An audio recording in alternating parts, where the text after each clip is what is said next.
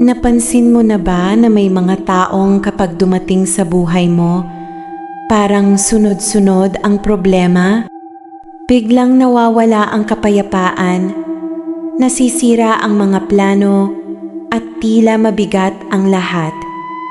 Tsamba lang ba ito? O may mas malalim na espiritual na dahilan? Sa video na ito, aalamin natin ang mga palatandaang pinaniniwalaan ng ilan na maaaring may negatibong espiritual na impluwensya ang isang tao.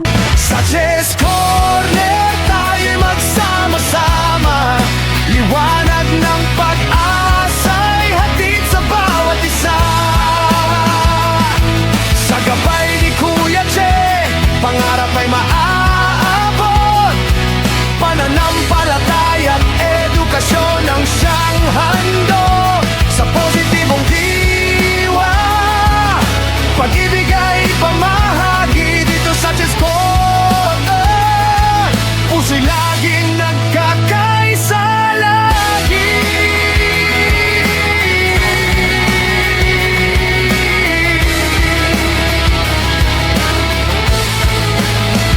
Sa bawat kwento at turo, May mga tao na nagsasabing hindi lahat ng malas ay nagkataon lamang. Sa iba't ibang kultura at relihiyon, may paniniwala na ang negatibong impluwensya ay maaaring magmula sa mga taong patuloy na nagdadala ng galit, inggit, puot o mapanirang asal. Mahalagang tandaan na ang mga susunod na palatandaan ay batay sa mga paniniwalang espiritual at hindi siyentipikong patunay.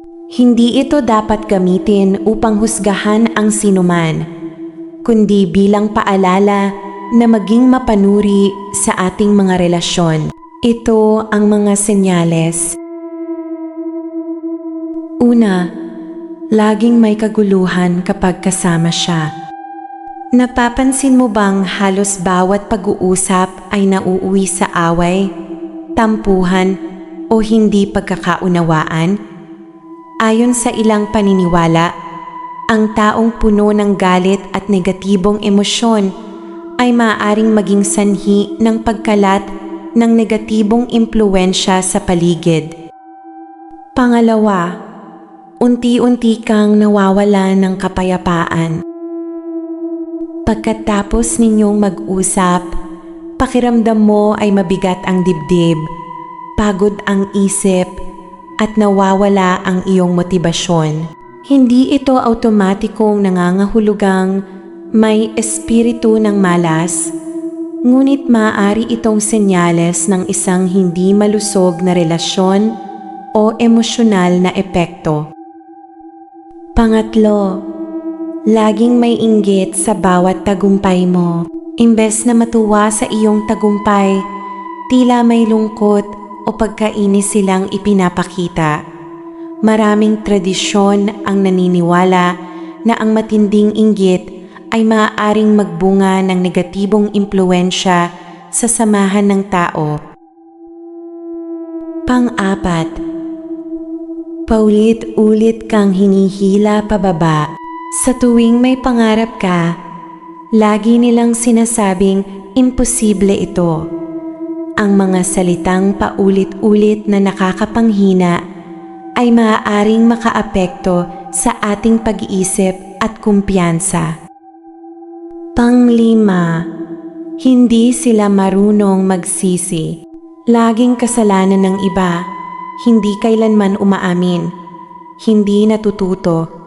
Ito ay maaaring maging tanda ng isang mapanirang ugali na nakakasama sa mga relasyon. Pang-anim, nasisira ang iyong mabubuting ugali. Napapansin mong naging mas mainitin ang ulo mo, mas naging palaaway, mas naging negatibo. Minsan, ang impluwensya ng ating paligid ay unti-unting humuhubog sa ating sariling pag-uugali. Pang-pito, lumalayo ka sa kabutihan. Kung dati ay madalas kang manalangin, tumulong sa iba, o gumawa ng mabuti, ngunit unti-unti itong nawawala dahil sa impluwensya ng isang tao. Panahon na upang suriin ang direksyon ng relasyon. 8. Kapag umaasenso ka, tila lagi silang may nagiging hadlang sa iyong tagumpay. May mga naniniwala na ang ilang tao ay hindi natutuwa sa pag-unlad ng iba at maaaring sinasadya man o hindi, makahadlang sa kanilang pag-usad sa pamamagitan ng paninira, panghihina ng loob o negatibong impluwensya.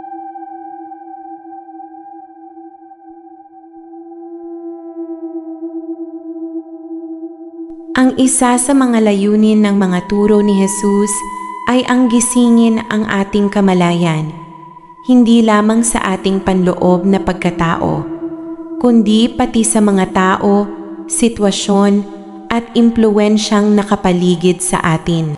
Kapag gising ang ating kamalayan, mas nagiging mapanuri tayo, mas mabilis nating napapansin ang mga pag-uugali at impluwensyang maaaring magdulot ng kaguluhan, pagkasira ng relasyon o paglayo sa kabutihan.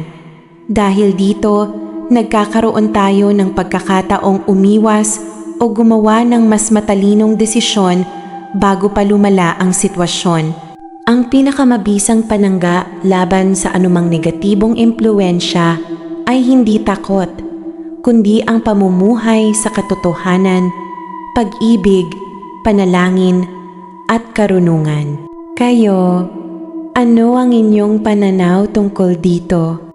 Naniniwala ba kayong may mga taong nagdadala ng negatibong impluwensya?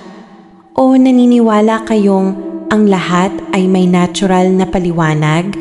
Ibahagi ang inyong opinyon sa comment section.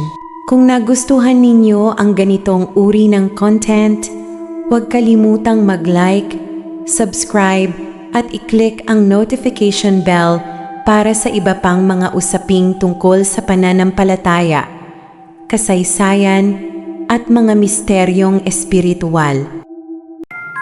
Every piece of evidence tells a story.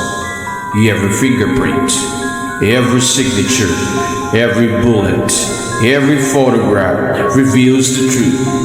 But truth can only be discovered through science, expertise, and integrity. Introducing Private Ryan Forensic and Criminology Services, your trusted partner in forensic science, criminology, security, and professional education. Whether you are a lawyer seeking an independent forensic opinion, a police investigator strengthening your case, a court requiring scientific analysis, a company improving workplace security, or a criminology student preparing for Philippine licensure examination, we are here to serve you. We provide professional services including independent second opinion on forensic examinations like fingerprint examination, ballistics examination, question document examination, and forensic photography examination. We also specialize in security, safety, and protocol consultation and design, detective and investigation services, criminology research consultation, forensic innovation and invention, PRC criminology licensure examination review, criminology education consultation, and affordable quality forensic equipment and materials. For more information, you can email us at che.powerfrom.160278@gmail.com. Private Ryan Forensic and Criminology Services. Science, integrity, excellence, justice.